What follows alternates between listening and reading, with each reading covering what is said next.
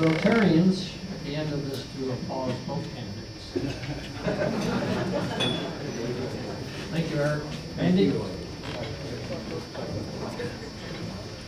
Well, thank you, Lloyd, and thank you, Rotarians, for the opportunity actually to participate in really what is a modern form of democracy. As a former Rotarian, I remember the four-way test and those things like, service above self, and I congratulate you for your service. Obviously, to venture into the world that I did, it's a question of whether or not you want to participate in this kind of program. I don't find, quite frankly, these programs comfortable. I find them confrontational, but I find them educational. And so I come into them with a few expectations about doing wonderfully and that sort of thing, and I don't have a applause group here, with wearing T-shirts and things like that. I didn't think that was necessary because I thought it was important that all of you had the opportunity to hear both candidates. And so, I come here, if you want to say, unguarded, naked, I should say, not prepared to engage in the typical politics, but prepared to participate in what I think is free thought, free discussion, competitive kinds of things that we go through in these kinds of elections. And I just want to thank the Rotary people, my members, for providing us that opportunity. You've obviously been able to see some differences. Unfortunately, in the short time frame that we have, you can't get into the in-depth kind of differences as to who favors a universal health care plan and who doesn't. And you start to see a little bit of that as to the discussion about Central America Free Trade Agreement, whether that's supportive of groups like the Farm Bureau here in New York or whether it's not, and the real issues behind that. But hopefully, as we move forward in this electoral process, that you'll be able to actually engage and delve into those issues as deeply as you care to. And I feel strongly, very strongly, about having the privilege, and I really want to say that, the privilege to represent all of you.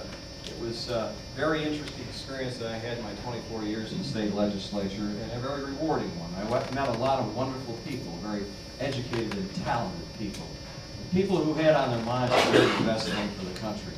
And I find that same experience that I'm going through in Washington.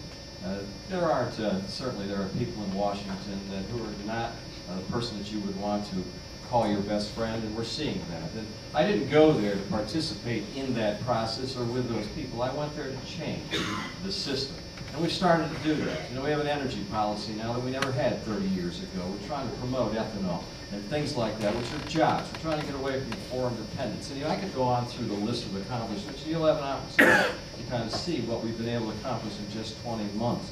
But I didn't go there, again, to become one of them. I went there to represent you. And I really am very, very respectful, number one, and appreciative, number two, and not necessarily in that order, of having had the opportunity to do that. It's a wonderful experience walking up the steps of the Capitol where they're worn and think about the tremendous responsibility you have to direct this country in the right direction. And it's difficult, I can tell you. It's very difficult to get 435 people thinking the same way, and so you're going to have discussion. But we need to have that discussion. And you can see that when, in fact, this government needs to react like it did in Katrina with immediate appropriations to help out people who are dying. If you want to look at Congress responding in 2 days to send $10 billion and then another 4 days to send another $100 billion to help those people out. And I don't defend the operation of that. I'm just simply saying this government reacted to that. There are more issues that take a little bit more thought. But the point is, it's been my great pleasure to represent you, and I look forward to representing you for years to come. Thank you.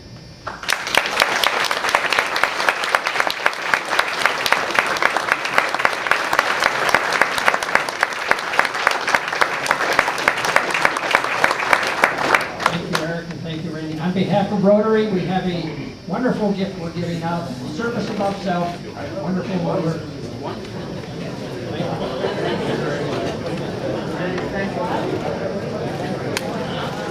I got a lot of nerve telling my wife she can't come to this one.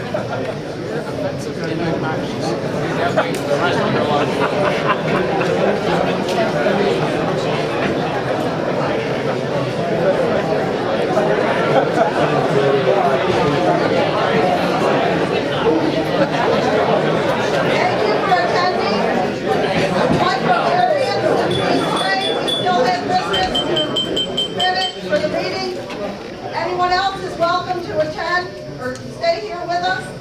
Both Randy and Eric have travel commitments, so they are leaving. I'm sure they'll be available to see you for a few minutes out in the hallway for those of you who do want to speak with them.